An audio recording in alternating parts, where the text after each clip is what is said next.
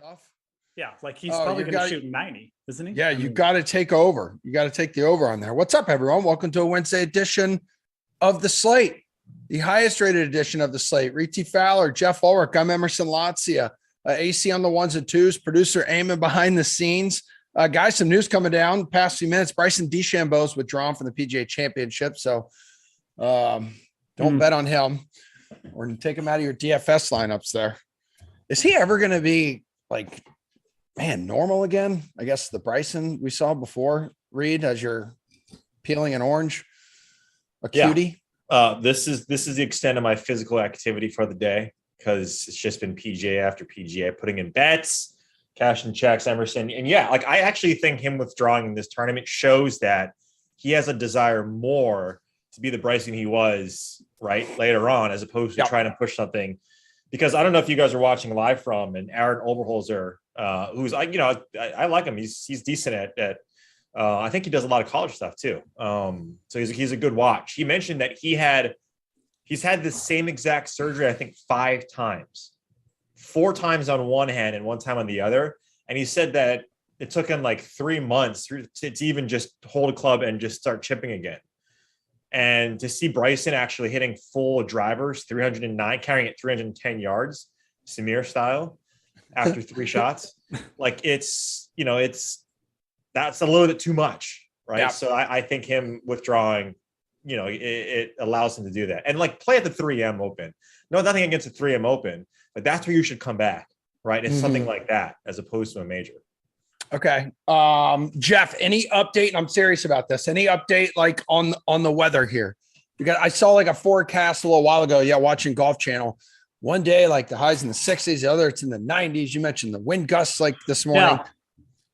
So the big worry now is that the thunderstorms are going to come in on Friday potentially and like wipe out some of the round. But again, I think that does favor the Friday PM starters, because the thunderstorms, from what I've seen, they're most likely ain't going to come until the PM anyways. So like the Friday AM wave might have to like play through a little bit of it, play in bad conditions, and then everyone else gets pushed to Saturday when it's good condition, better conditions. So it still looks like to me, if we're going to get a wave split, it's probably going to work out where it's the Friday PM, Thursday AM wave that gets the better of it. But as I mentioned, trying to get in Mother Nature's head is a tough go of it, like that, anything can happen. So right now, I'm if I was like, the smart way to do it, if you have 10 lineups, I wouldn't just make one,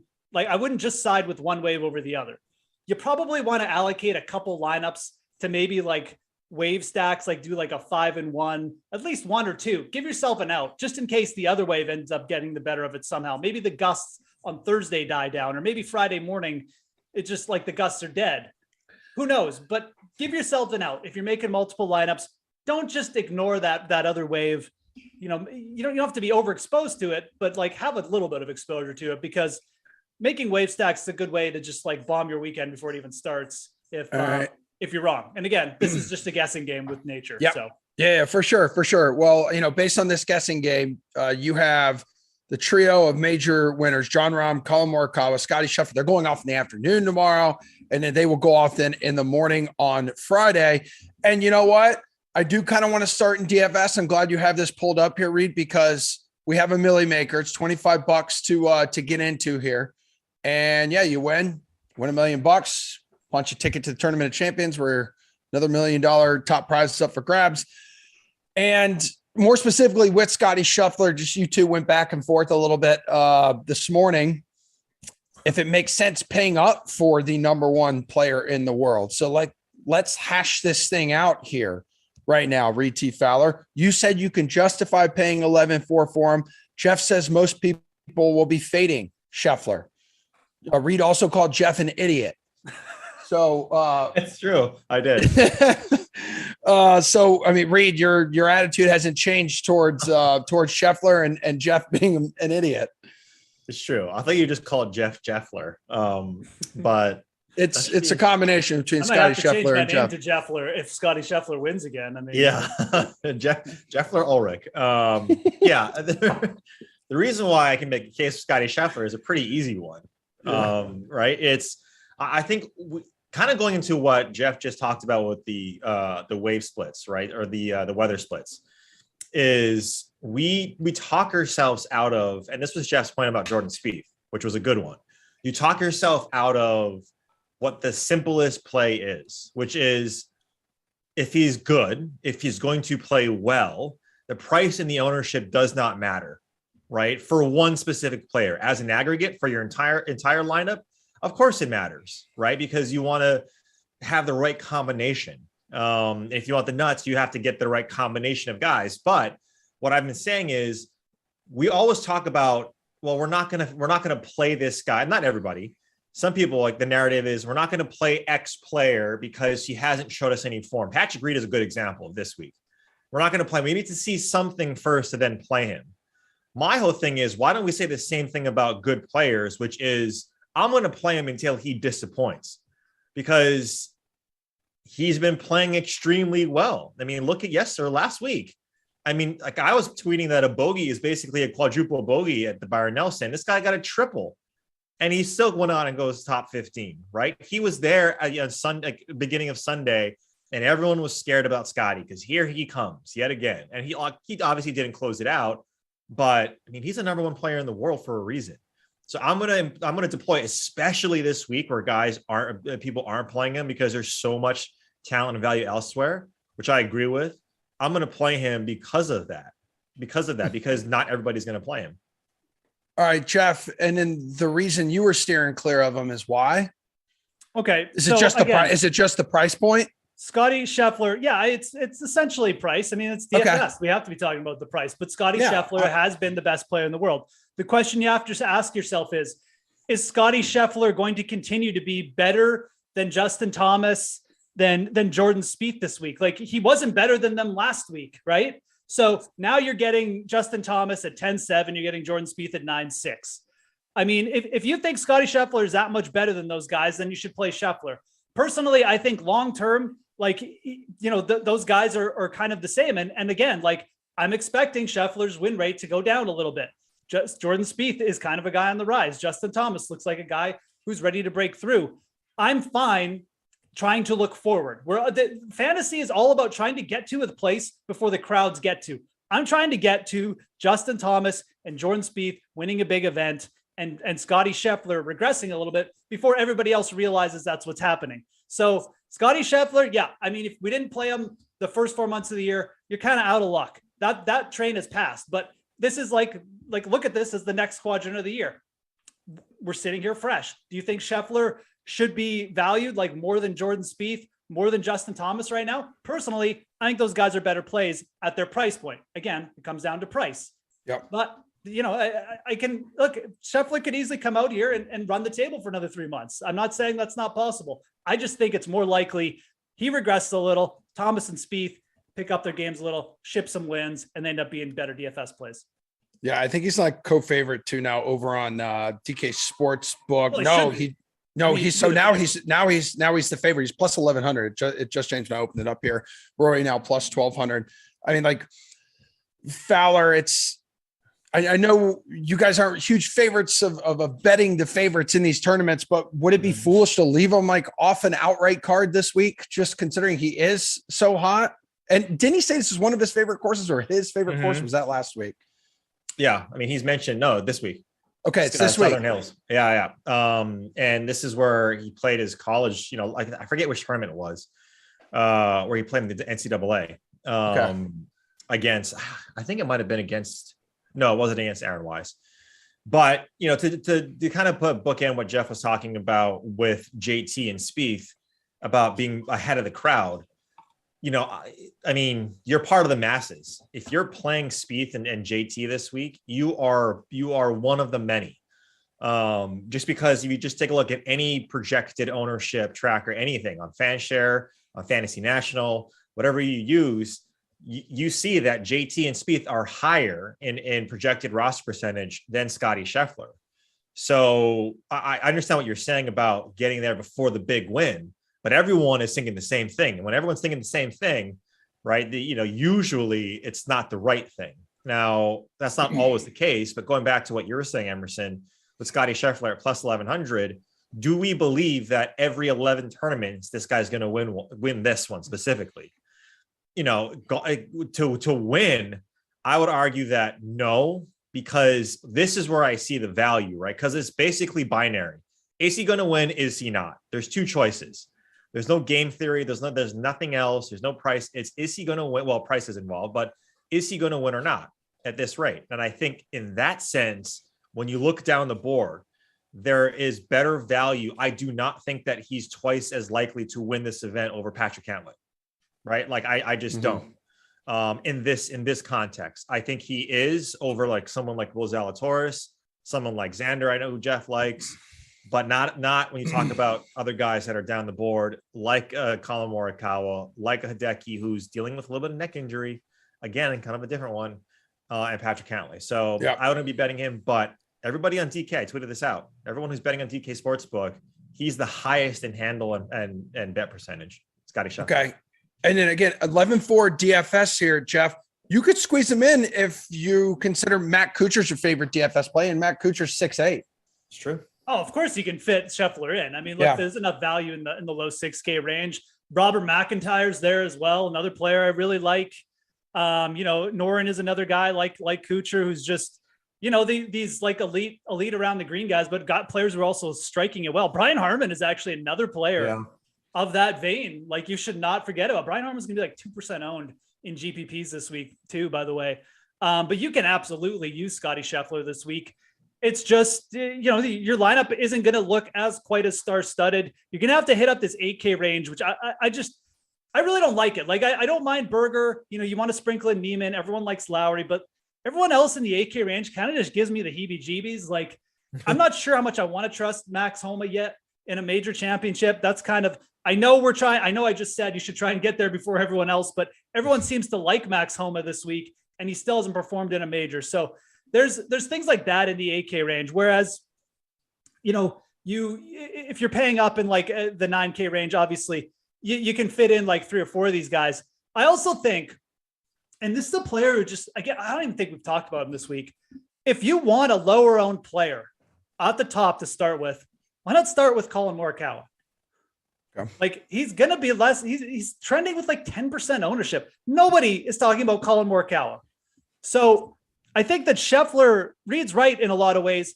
He's actually not going to be that heavily owned. He'll still get like quite a good ownership, but Morikawa is really trending to me. Like, everyone wants to play Rory. Everyone's playing Spieth, Justin Thomas, but like Morikawa is caught in the middle of all these guys. And I don't know. I mean, like, he's the one with 2 major championships. He was the one who was top 5 at the Masters.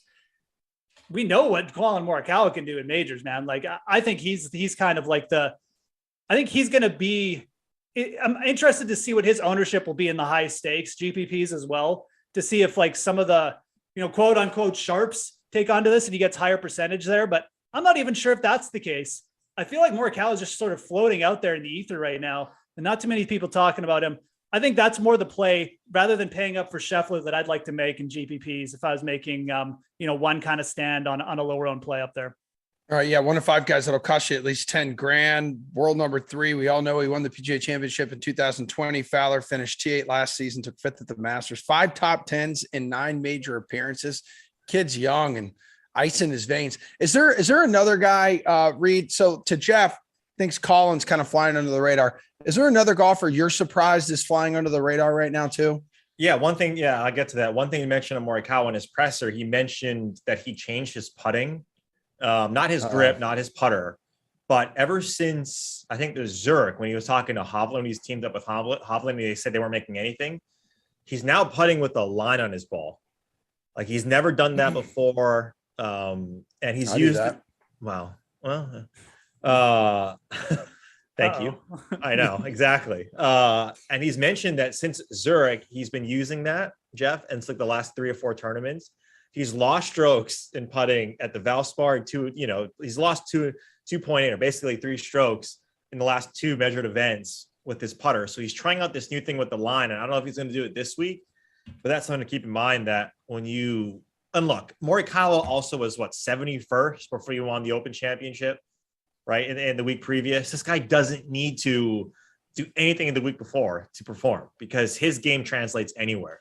So I really like that call. Morikawa's, one of the he should be up there. He should be above JT, to be honest. But a guy that's probably flying a little bit under the radar is DJ, right? Like Dustin Johnson, I'm not sure what his roster percentage looks like. I think it's going to be sub 10% or maybe right around that number.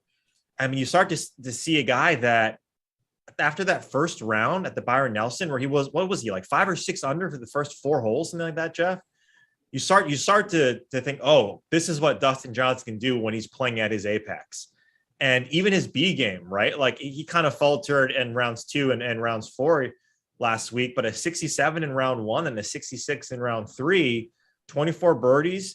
Like this guy knows how to play major tournaments. Top 12 at the Masters Championship, T9 at the Players, and sub 10%, and he's below $10,000. When have we gotten DJ under 10,000 and under 10% potentially in a major? I think that's crazy. I think I heard him earlier mention on Golf Channel. He's been struggling like with his driver, right? Isn't he? I think he has a new driver or one like recently. He's trying to find form. Yeah, perfect. But I mean, you got 40-yard wide fairways. I was just going to point that out. Yeah, I mean that mitigates that quite a bit, and you need to be long. You need to be good with your wedges. Like his putter scares me a little bit, but I mean, if he's going to come in at sub 10%, oh yeah, I'm going to be overweight on DJ. Okay. Ulrich, we talked the other day about that crazy stat. Like Reed, did you hear about the stat that it was out of like the 10 events they had here? So here we go. In all 7 of the major championships that this club has hosted, as well as its 2 tour championship and last year's senior PGA championship, the 36-hole leader has gone on to hoist the winner's trophy here. So that's 10 events, 10 36-hole leaders who end up like winning here. And I think Jeff mentioned something about just strong starts either at this course specifically. And I know before we came on, you two were kind of going back and forth a little bit of who you like for a first round leader, because this is a kind of a unique bet I think DK offers up in a lot of these bigger events. So is there someone you're targeting here in this department, Reed? Yeah, that's an interesting stat, right? And that basically says to me that this is not a tournament that you can catch up, right? In terms of birdies. Yeah. You're not going to get a lot Jeff of said birdies. The same thing. So bogey avoidance, pars gained, par saves, that's going to be massive this week. And, if you just take a look on any of your, databases, that's probably a stat that you want to focus in on is bogeys avoid. But yeah, I mean, first round leader, you got to think there's a handful of guys. We talked about Kuchar. I think Matt Kuchar is someone that makes Jeff just stand up and say, that's a great call, Reed. I'm out. He's at, I believe, I can't remember what his number was in the DK Sportsbook for first round leader, but he's someone I'm taking a look at because look at what he's done in terms of his scoring average. He's at plus 5,500 to be a leader after round 1. And that's something that you have to consider because you take a look at his last handful of tournaments. I think he has like a 67 scoring average in round 1. And the last, I think 3 or 4 tournaments, he's been inside the top 12 in like after the first round. So if he can do that, he goes out super early. I think he goes out before 8:00 at 7:55. So Kuchar is definitely someone. And then, tell Jeff's call on him winning outright. Because if that's the case, if he's up there, after 36, that's a pretty big number to get Kuchar at. And then the 2 other guys that I'll mention is Brooks. I talked to him on the sweat. So go back and watch that. And Russell Henley. Russell Henley is another one that you can get at triple digits for first round leader. This guy is a hot starter. Yeah. I think he plays in the afternoon though. So Cooch first in the field in strokes gained short game over his last 24 rounds too. There you go. Jeff had his best ball striking week in a while, like especially on approach. Matt Kuchar last week. Yeah. I look, like I like Matt Kuchar more as a top 20 bet. Like I think I put him out at like we got him at like plus 450. So top 20 bet. I like that. I'm not sure what he is on DraftKings right now. His number has come down on DraftKings. So obviously people have been listening to me or the traders have been. This was at like plus 400, like 2 days ago. But I think Reed is right. Like I definitely like betting him first round leader. That's definitely one of my first round leader bets for tomorrow. And, again, like a player that are we expecting to win? I don't know. It's probably a little bit too big to ask, but DFS top 20, first round leader kind of bets. That's like, I love the odds on him right now because he's playing well. He's confident. And, it's just like, I don't know if this course is going to necessarily like discount all of the shorter hitters to the way that people think. You look at Kuchar too. Like he's handled these longer courses well, like Riviera, he's contended before. So I don't know. I'm fairly confident about that call. Him having a solid week. I liked how Len this morning was feeling Shane Lowry a little bit. Yeah. You want to tell us about Shane Lowry? No. I just like the Irishman, man. And then the weather, Jeff. Oh my God, I am cramping in my left hamstring. Yes. Make sure we zoom in. Go to the one shot. This is just his way of trying to tell everybody that he played flag football yesterday. It's fine. Okay, go. I did not mention it, clown. You did, but you're a great PR. You're a great PR dude. You wanted your social media didn't mention it at all. No. I mean, over on Instagram, I received an award for playing injured last night. Whatever, dude. Sure. I don't know. I like him as a mid-tier this week. This is when I give you my pick. That doesn't matter at all. What was he? Plus 3,500 outright. Also, plus 300 odds. Log a little top 10 finish. What is he? Top 20. Here we go. I took some notes, guys. He ranks 20 strokes gained approach, 1 putt percentage, and scrambling from the rough. So that seems like to me, based off this course and everything that you two, the professionals have said this week, would be a safe bet to remain in contention. Again, I like the plus 300 top 10 as well. Yeah. Anything? Oh, dude, Irishman loves the wins whipping, Jeff. Huh? Whipping wins, not just the wins, the whipping wins. Yeah, no, I mean, look, Shane Lowry's playing great golf. I don't think anyone would be like shocked at this point if Shane Lowry got himself in contention again. He's just doing everything good. And you're right. I mean, it's kind of just like that complete game that you want to see for the majors. I don't really have anything necessarily bad to say about Shane Lowry. I think that the number at plus 35, you've got to decide there. I mean, are you taking a shot with Dustin Johnson, who has drifted down, or do you want Shane Lowry? I mean, do you go with the guy who's just been in hot recent form, or do you take like the overall, like the trend with the talent? I mean, it is kind of a tough decision between those two. So I kind of like the odds on both of them, but long term, Dustin Johnson a plus 3,500, like you should probably just take those odds. I mean, like when Dustin is plus 3,500, like I know Reed brought it up and I didn't really bring him up, but like it's kind of just like a wild. It's almost like it's like the people are just out there Braden Brooks, and it's like the number just gets too big to a point where these guys are too talented, and like all the trends and recent form and stats, you kind of just like they've still been playing golf. Like it's not like they've been so bad that they're like, they're like Ricky Fowler or something. Like they can't even like they can't find the cut line or something. Dustin made the cut last week. Like Reed said, he had some hot stretches. He just didn't quite get it all together, but it's gonna come. I mean, I don't know. I don't mind Lowry, but I'd rather take Dustin at that number. What's Billy Horschel's number, Reed? Oh God. I mean, in comparison to DJ, like I love Billy Horschel this week. That's my guy. But for him to be 15 points within DJ is even a better case that DJ is like, that's wild. How they're only, and I know it's, it's a matter of like, where are their names here? Because, you have Shane Lowry at plus 35 and you have a handful of guys at plus 5,000. But the idea that, he's that close to DJ is asinine. So does it say more about Dustin or does it say more about Billy then? That's a good question. I think it says more about DJ being a value and more that a lot of people like myself like Billy Horschel. And it could be a touch of a red herring, right? Like if you just take a look at what Billy's done, I like him, but can he actually win this golf tournament?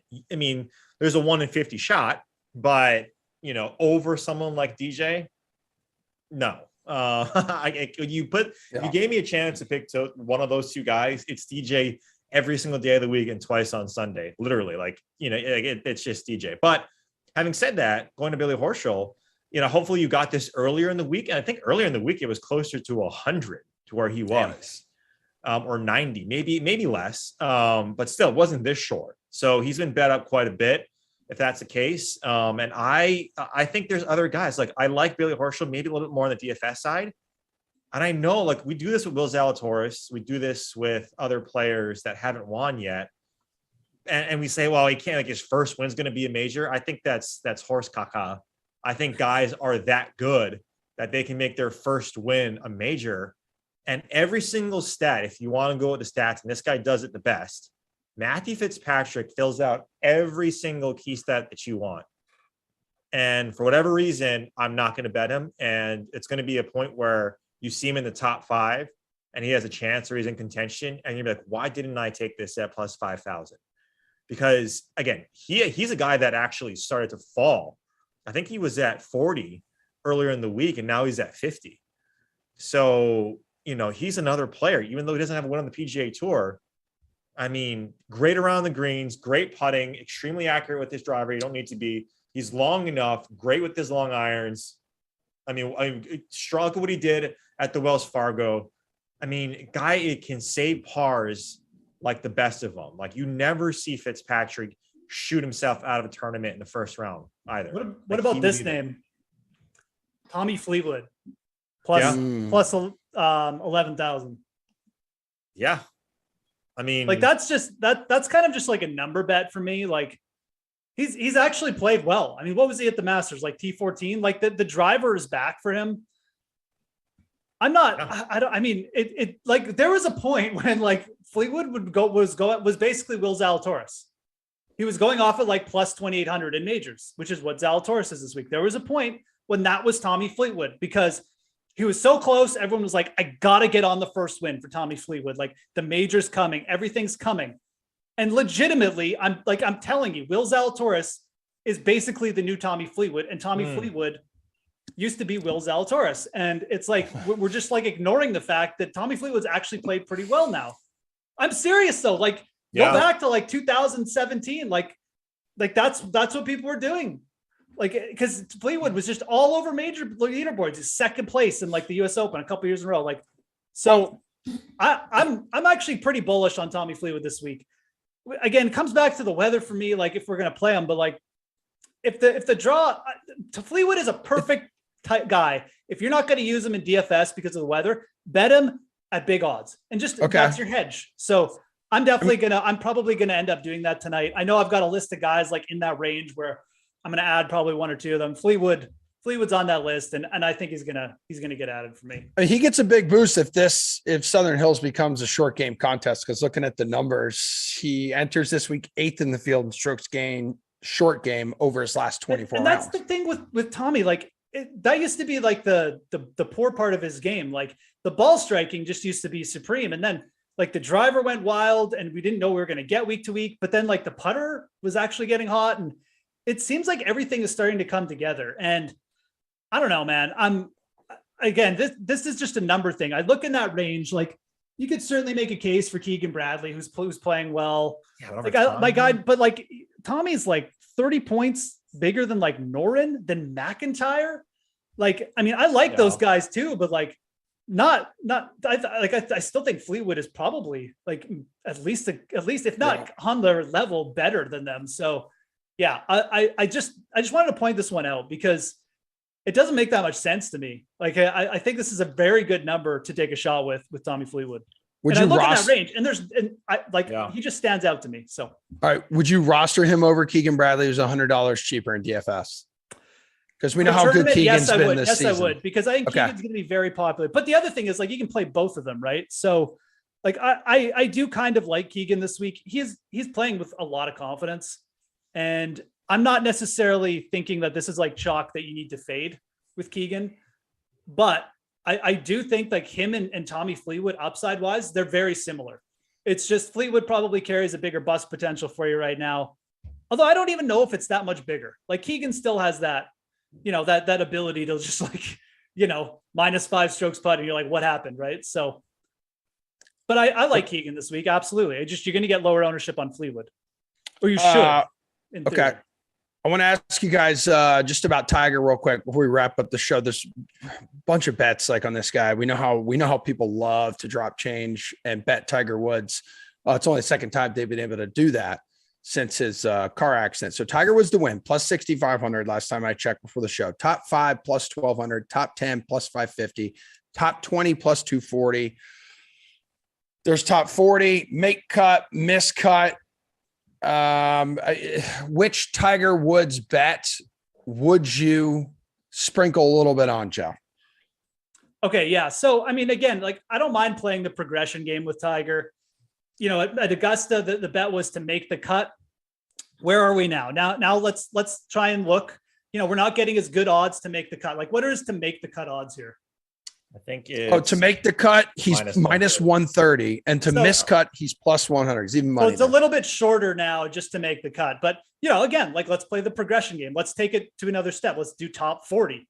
You're getting minus 110. You're getting almost plus money. So, you know, you could look to him to top 20. I still think that's just a little bit big of an ask. But, I mean, I'm not really about fading Tiger. I mean, like he's clearly, you know, he like everything's getting stronger. I mean, he's very focused. I mean, he wants to come back. Like he seems to just like, he almost seems to be more, it's weird. He seems to be more motivated now than he was like pre-accident. It's almost like the act, like this is just being, well, it's when people count, he thrives off of people counting him out. Like he probably enjoyed being in bed and hearing everyone saying, I don't even know if he's going to be able to like play again or even walk again. And maybe it's just like a fresh perspective for him too. I mean, legitimately, it's like a near-death experience. So I don't know, but there is something about Tiger right now that you just see him out there, and it's like, I don't want to fade this guy. So I think top 40 is a good bet here. Again, we'll maybe get a little bit aggressive towards the end of the year when we get to the Open, but yeah.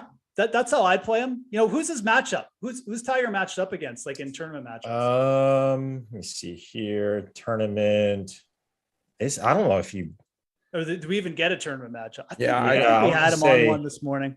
Yeah, no, that was like the weird parlay one where we were talking about Tiger, was it Spieth and someone else all finished top 5, I think, in the tournament, right? Oh, okay. Yeah, you don't have them in. So REID, okay, he was around like 150, I think it was, to come in the top 20 at the Masters, and his odds to do the same this week plus 240. We saw him struggle to stay near the top of the leaderboard at Augusta, but like at this number plus 240, would you be willing to make like a small wager on him to finish like top 20 on a course where he's won too? Yeah, 15 years ago, many moons ago. And then the course has changed too. The course has changed.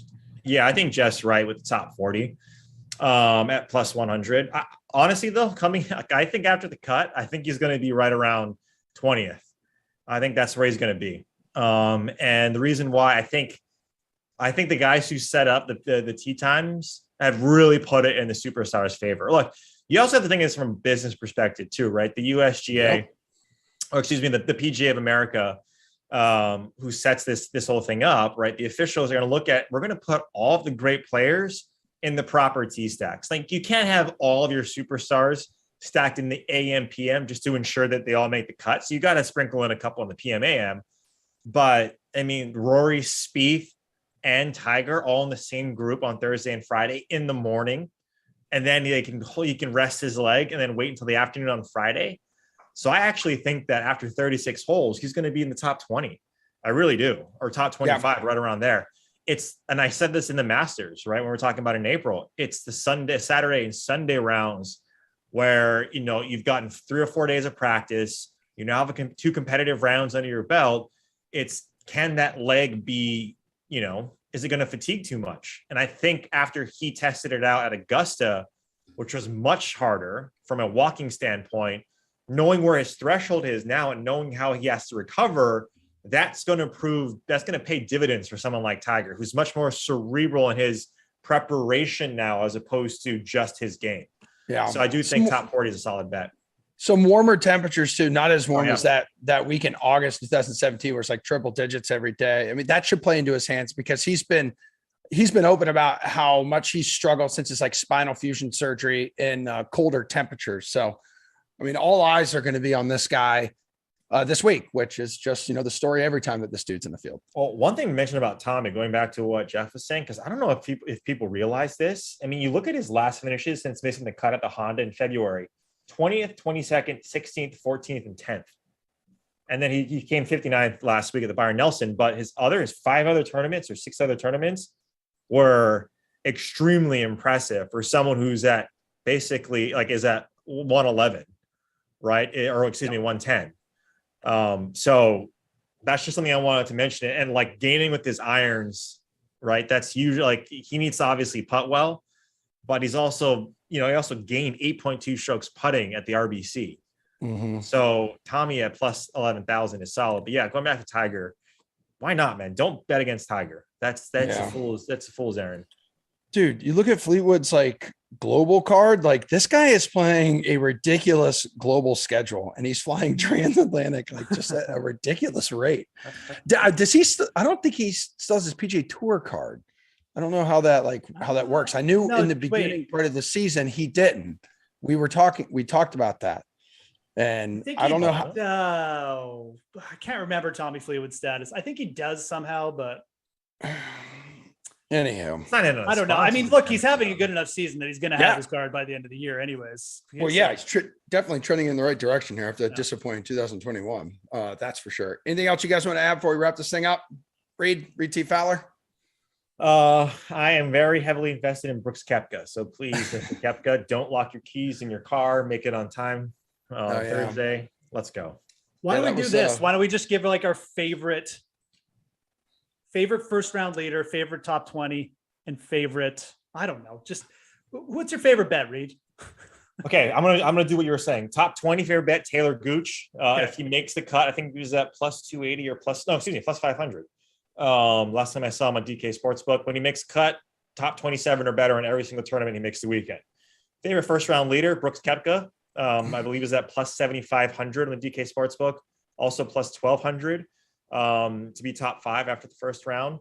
I think around there, or if we have top 5s. So check that out as well. And then my absolute favorite outright, could it be Tony Finau at plus 5,500 or plus 8,000 where he was earlier? No, it's not him. Could it be Sam Burns? No, it's not him. Could it be Hideki Matsuyama? No, his neck's a little bit sore. I hope Pierce, FedExed a book to Hideki Matsuyama about relieving back pain after the Masters. It's Cameron Smith. It is the pride and joy of Jack's Beach. Cameron Smith at plus, I believe he was at 2,500 last time I checked. Could be at plus 2,000. This guy is on a heater. If you exclude Scottie Scheffler and what he's doing, Cameron Smith is having the best season of any player, better than John Rahm, better than anyone not named Scottie Scheffler. So give me the pride and joy of Jack's Beach and let those locks flow, big guy. Okay. Jeff, we hurry up and rip through yours because we have to go. There's Sims coming up. Okay. I mean, I like Schauffele at plus 2,500. He's plus 2,000 now. I still think that's bettable. I like his draw and stuff. He's in the same draw as Spieth. Obviously, we talked about Matt Kuchar first round. Didn't talk much about Alex Noren, but I like him for a top 22 plus 275. And look, let's all get on this Fleetwood number because this number is ridiculous. Plus 11,000. Let's just hit that up. There's your long shot. Fleetwood. I don't know what the weather's going to do anyways. So there's your long shot. Shane Lowry plus 3,500 outright. We got to go, everybody. Love you all. Thanks for watching. Enjoy the weekend. Enjoy the PGA Championship. You never text me back, Emerson. No, dude, you're the worst. I've texted you nonstop. You don't text me anything back.